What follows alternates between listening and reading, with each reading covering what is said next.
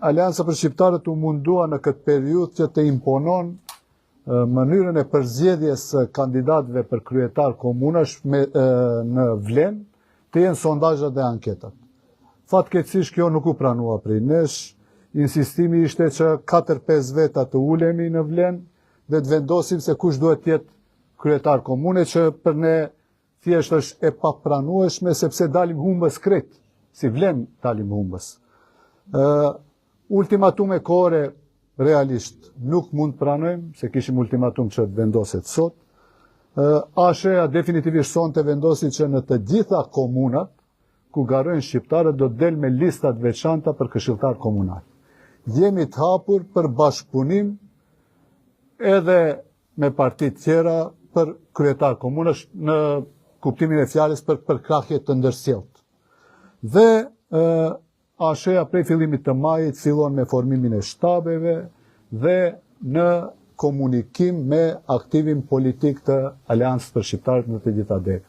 Ne bisedum që tash për tatë për listat për këshilltar, më tutje e shohim si do rrjedhin punët në bazë të asaj edhe do sillin vendime. Tash për tash Aleanca për Shqiptarët del vetë me lista për këshilltar në zgjedhjet lokale. Për kandidaturat ju njoftojmë përsëri. Ne jemi mundu që ta imponojmë sondazhin dhe anketën.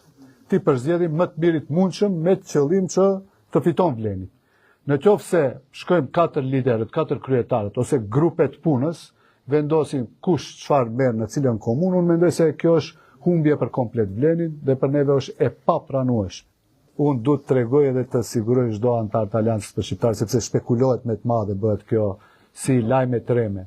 Aleanca për Shqiptarët do të ketë listat veçanta 100%. Domethënë, antari i Aleancës për Shqiptarët do të mund të arretohej listën për këshilltar. Për kryetar komunash, tash jemi të hapur për bashkëpunim, ne jemi pjesë e Vlenit, do të shohim a mundemi të gjejmë zgjidhje aty. Në qoftë se jo, në bazë të lëvizjeve që ndodhin edhe ngjarjeve, dinamikave, zhvillimeve, ashtu edhe do t'i sjellim vendime.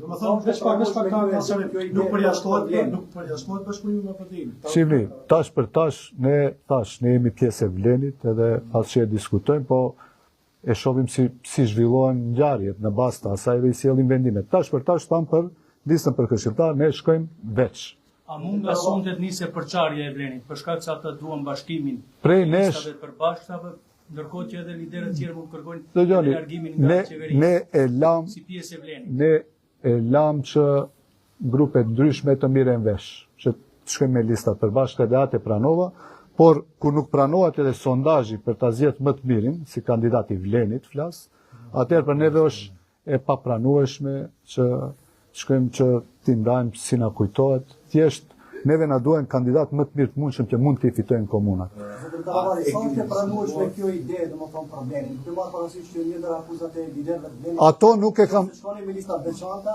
i bie që Domethënë, ne imponimi jon gjithnjë ka qenë, këtë kemi thënë prej qershor korrikut vitit kaluam, se duam dalim me listat veçanta për këshilltar.